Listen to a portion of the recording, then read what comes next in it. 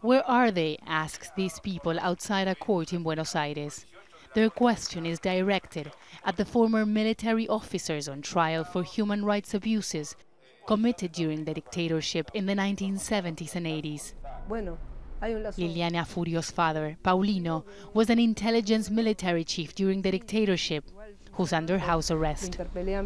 He told me he would do it again, and I was in shock. Would you kill again? Would you rape again? It took Liliana Furio years to accept her father's crimes. That's why she's campaigning to change laws so that she and others can testify against their parents in court. I was embarrassed to say who was my father, that he committed genocide. I approached human rights groups because I believe we should be able to testify against our parents if we have any type of information that could shed some light on what happened during those dark days.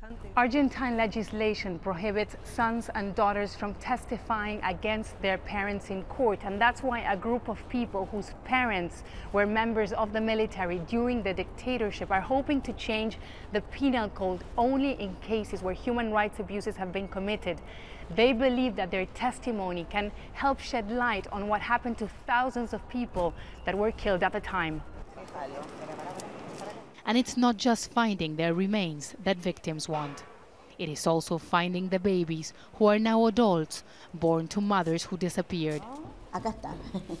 Boscarita Roa's son, Jose, had lost both his legs amputated in a train accident. He was a political activist in Argentina in 1978. He was kidnapped with his wife and daughter. Boscarita Roa was able to find her granddaughter 22 years later, but many grandmothers are still trying to find missing children. We're thankful for anyone who can provide us information that can help us find our grandchildren.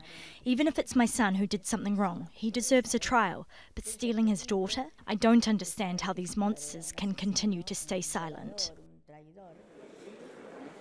There is a pact of silence among members of the military involved in abuses.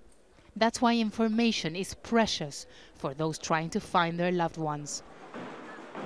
Changing the penal code would allow new testimonies to be given, which may not only lead to new arrests, but provide the answers they've been looking for decades. Teresa, Al Jazeera, Buenos Aires.